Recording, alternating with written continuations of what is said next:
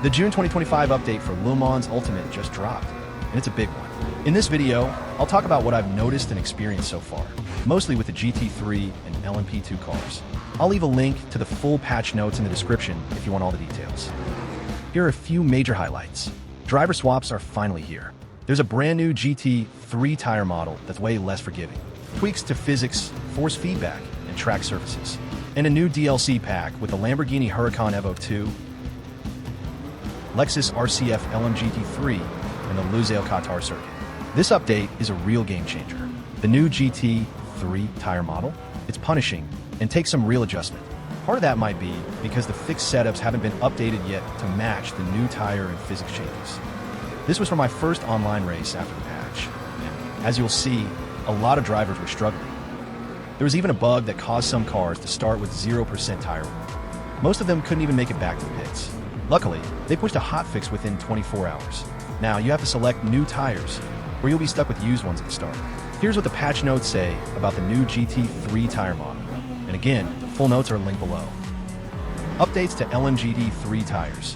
Shifting forward balance. Adjustments to reduce sliding advantages. Heating tweaks, and increase steering weight at low speeds. In simple terms, you've got to be more precise with your steering, smoother with your inputs, and more balanced overall.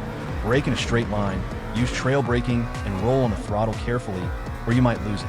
They've also revised force feedback for GT3 with these new tires. On my Fanatec CSL DD, it's a noticeable improvement, especially in low-speed corners. But you really need to get tire temps up before the FFB feels right. Speaking of temps, they've now added tire warmers. I'm not sure if they'll stay, but they help a lot, especially in those tricky opening laps. Another big change, clutch restrictions. You can't use the clutch above second gear or at speeds over 60 kilometers per hour anymore. No more unrealistic clutch fuel saving, which makes hypercar race strategies a bit more interesting now. A few other quick notes. GT3 ABS maps have been adjusted to match the new tire model. Traction control ranges have been updated, and the tire slip sound threshold has been tweaked too. From what I've seen, a lot of drivers are now using higher traction control.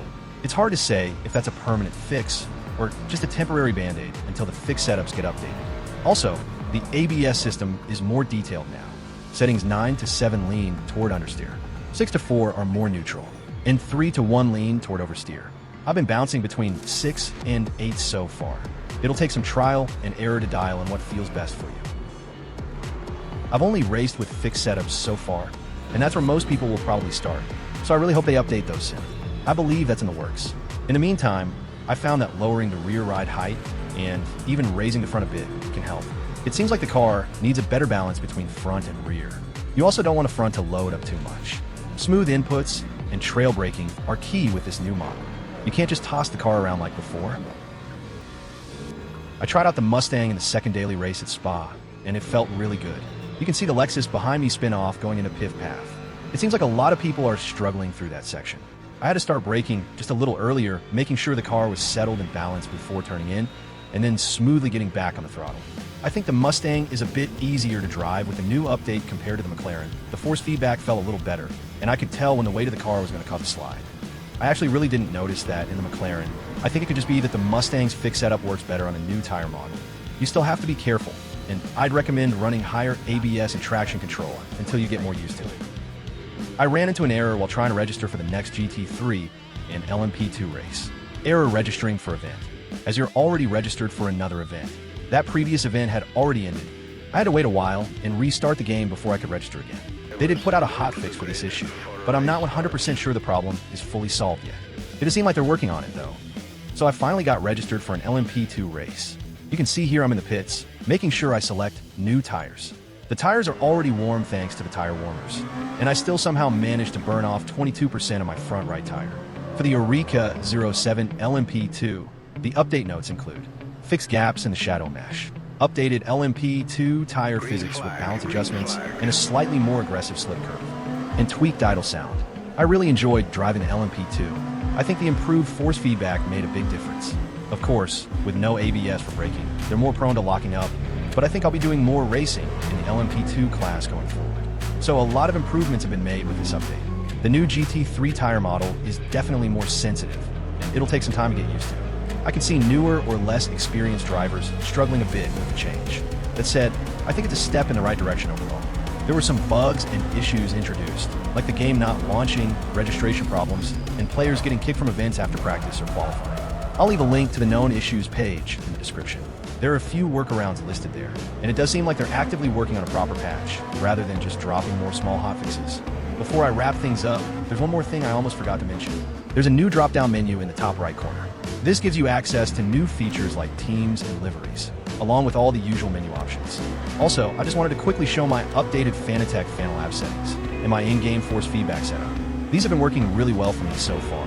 I'll try to keep sharing any new changes I make as I go. So far, this is the best the force feedback has felt for me. Thanks for watching. I hope the video was helpful. The patch notes and known issues will be linked in the description. If you enjoyed the video, please like and subscribe. And if you try the update yourself, drop a comment and let me know how it's going for you. I'll be doing more Le Mans Ultimate videos soon, along with finishing out my ACC LFM Pro series. This video was honestly a little harder to make than usual, mostly because of all the hotfixes and bugs. I waited a few days, hoping everything would get sorted before posting. But sadly, that wasn't the case. For what it's worth, I haven't run into many of the issues myself, just the registration problem.